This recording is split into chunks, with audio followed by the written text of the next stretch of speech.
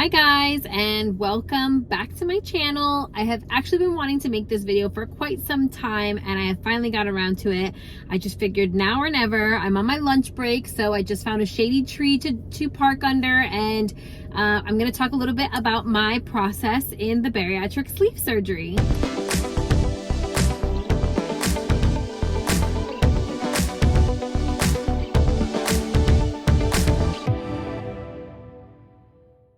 Okay, so I'll tell you a little bit about the insurance process for me. So I had originally went to go see a surgeon that accepted my insurance, and there was only one surgeon in my area that accepted my insurance, and they were about 2.5 hours away, which really sucked. So luckily for me, we were pretty hot and heavy in the COVID protocols because I had my surgery in February of 2021. So the whole process of this happened before that, and I was fortunate enough to do a lot of telehealth for my appointments so that I wouldn't have to drive the 2.5 hours away. I can't say what it's like now. I don't know if they still do that, but I was fortunate enough to be able to do telehealth and not have to drive so much. So the first time I ever went to go see the doctor, I know, was like during the summertime, and I kind of went back home with all this information and wasn't really sure what I wanted to do, and probably a good 6 months passed before I decided, you know what, I'm gonna go for it. I went back out to see the doctor. They said, okay, here's your list again. So they gave me a list from the insurance company about all the things that I needed to do for them to be able to approve me.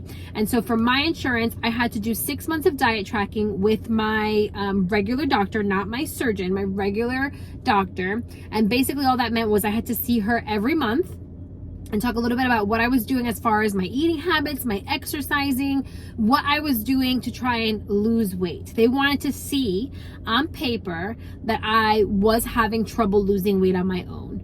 So I did that for 6 months, and you have to be really careful. I know for my insurance company, if I missed a month, I'd have to start all over again. So I made sure that every month I was at my doctor's office seeing her or doing a telehealth visit, kind of going over what my weight was, if it went up, if it went down, what I did, what I ate, all of that. So I had to do diet tracking for 6 months. I had to see a psychologist, which I actually ended up doing a telehealth appointment for. I had to see a nutritionist, which I was lucky enough I found somebody local to where I lived.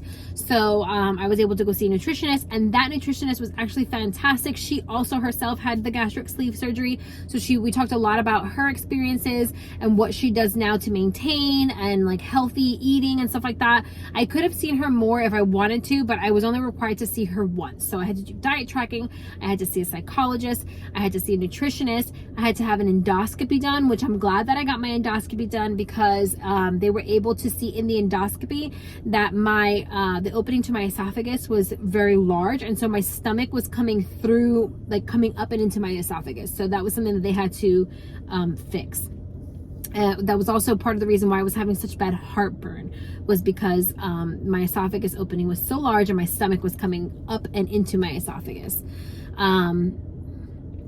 So that's a little bit about the process as far as like what my insurance company required of me to do. I think the endoscopy part was probably something that was required of my surgeon, actually, to take a look at my stomach and make sure that everything was good to go for surgery. So once I finished all of the requirements from my insurance company and I got the green light to go, well, actually, let me back up. So you can get approved. Again, it's different from insurance company to insurance company, but for me, I had to have a certain BMI, and I also had to meet certain pre-existing health conditions. So some of those for my insurance company were diabetes, high cholesterol, high blood pressure, asthma, sleep apnea, arthritis. I feel like there's more, thyroid issues. So those are any of the pre-existing health conditions that go along with your weight for them to approve you. So basically, like, you have to be over a certain BMI, but there's like a first bracket. So if you're in these like lower numbers, you have to have a pre-existing health condition. But if you're above a certain BMI, you don't need to have a pre-existing health condition. Your weight is your weight is the reason why you have to have it. So because I was at 258 pounds and my BMI was I don't know what my BMI was at the time. I'll put it on the screen somewhere. But I was on the lower end of the BMI. So I had to have a pre-existing health condition. And so my asthma that I've had since I was young, and also the arthritis in my knees that I had, was what they used to be able to push through and approve me to be able to have this surgery. So now we are down to the week before my surgery, or 2 weeks before my surgery. There's a pre-op diet that you have to go on. So basically it was a clear liquids diet that I had to go on. And this was actually, for me, in my opinion, the hardest part of this entire process, because at this point I could technically eat whatever I wanted still, but I couldn't. So the liver, they do the surgery laparoscopically, and your liver can be in the way if it's too big. So my doctor's explanation to me as far as why I needed to go on this pre-op diet was to shrink my liver so that they could see my stomach better using the laparoscopic tools. So in my mind, I knew that I could still have anything that I wanted, but I needed to have the willpower to not. So like I said, I was 258 pounds. I dropped about 20 pounds in 2 weeks by going on this liquid diet. And so my doctor gave me like a sheet of things that I could do for this liquid diet. I could have protein shakes. I could have farina made with water or skim milk. I could have black coffee or tea. I could have skim milk in my coffee, which none of this sounds at all appetizing. So actually what I did was, instead of using, because I could not use creamer and I didn't want to use skim milk, I used my protein shake in my black coffee as a creamer. And then I also used my protein shake to make myself farina. You could make farina, but it had to be like really loose, very thin, liquidy farina. And so I've never been a breakfast person, so I just had black coffee in the morning with a splash of my creamer. At lunchtime, I would have my really loose, liquidy farina so that it felt like I was eating something. And then for dinner, I would have a protein shake. So that is how I got through my 2-week pre-op diet. I drank lots and lots of water, and I lost about 20 pounds before surgery day. Hi guys, today is day 1 of my pre-op liquid diet. I actually have missed a bunch of stuff. Let's see. I was supposed to start my first protein shake at 8 a.m., but I didn't have a protein shake this morning. It was crazy with the kids. So I've missed the 8 a.m. protein shake, the 9 a.m. skim milk, the 10 a.m. 8 ounces of water I just had. And then at 11 a.m. I'll have my first protein shake. I am scared and nervous.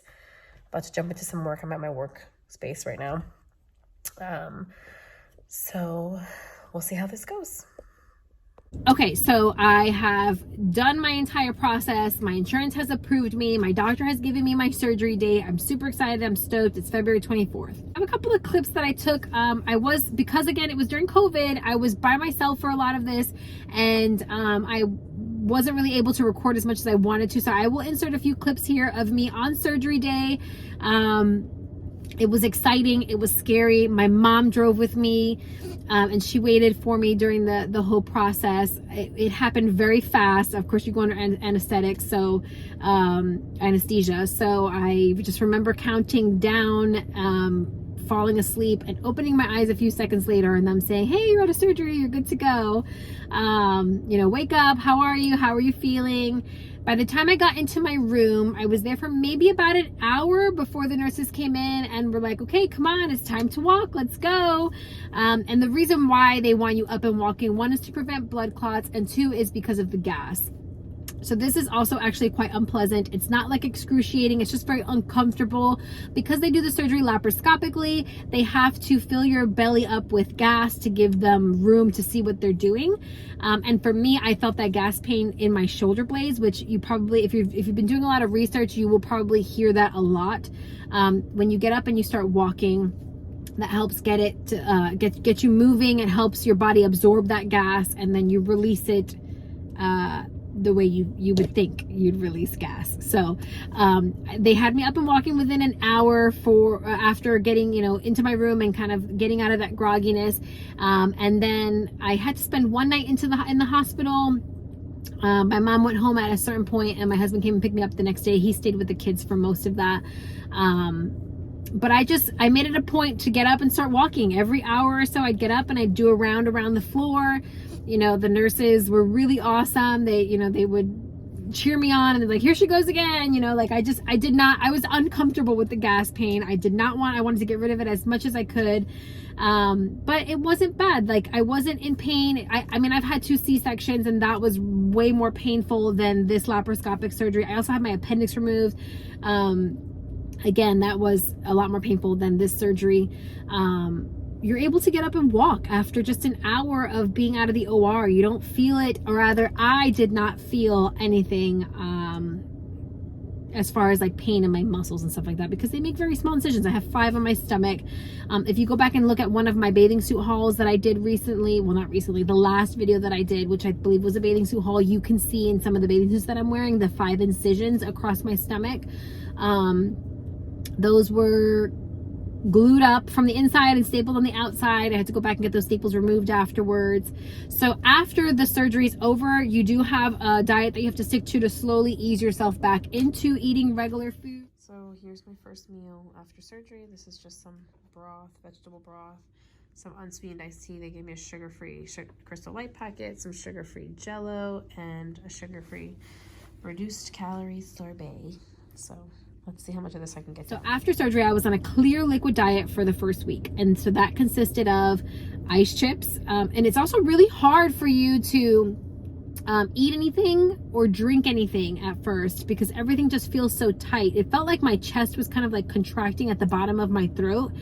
Whenever I'd have ice chips, I would just like let the water melt in my mouth and it would go down. But your body's healing. Like they've cut you open on the inside, so your body's healing. It's uncomfortable, and it did hurt, but you know, you learn how to navigate this new body that you have, because you know, things have changed. So in your clear liquid diet, for me, I had clear protein shakes. I will put a picture up of what the ones that I was able to find look like. It was really hard for me to find them in my area.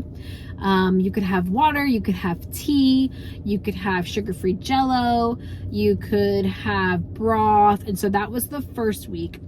I thought that this was going to be hard for me, like it was for the 2-week pre-op diet, but post-op, I really did not have an appetite at all. It just disappeared. I did not have any kind of a want to eat anything. I would have to set alarms on my phone to remind myself it's time for you to have some chicken broth, or it's time for you to have a sugar-free Jello, or anything like that. I just didn't have like the ganas de comer. I didn't want to eat anything. I didn't notice that I wasn't hungry. So the first week was clear liquids. The second week was full liquids, which is basically, again, like the pre-op diet. It was protein shakes, puddings, things like that.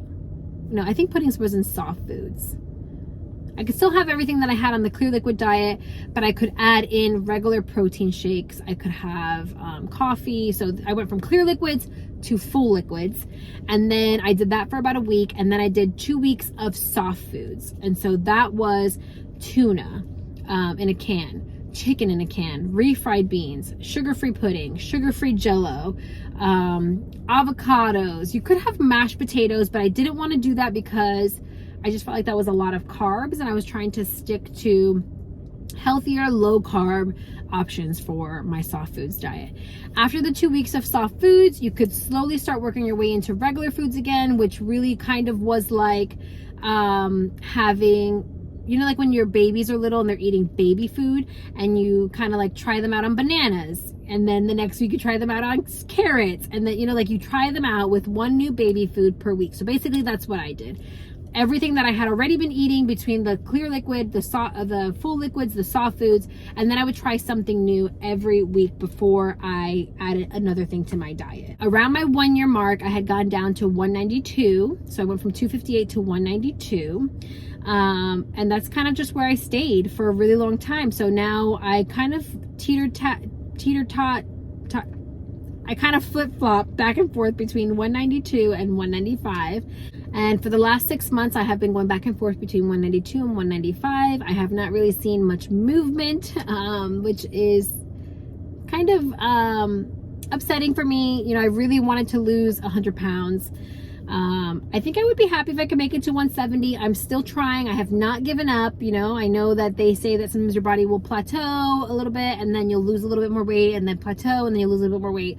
But I'm continuing to eat healthy. I'm continuing going to the gym. In my new job, I have a whole gym facility, which is awesome. I try to use it on my lunch breaks, or, you know, like if I can get into work early, I go then, or after work. So I've not given up.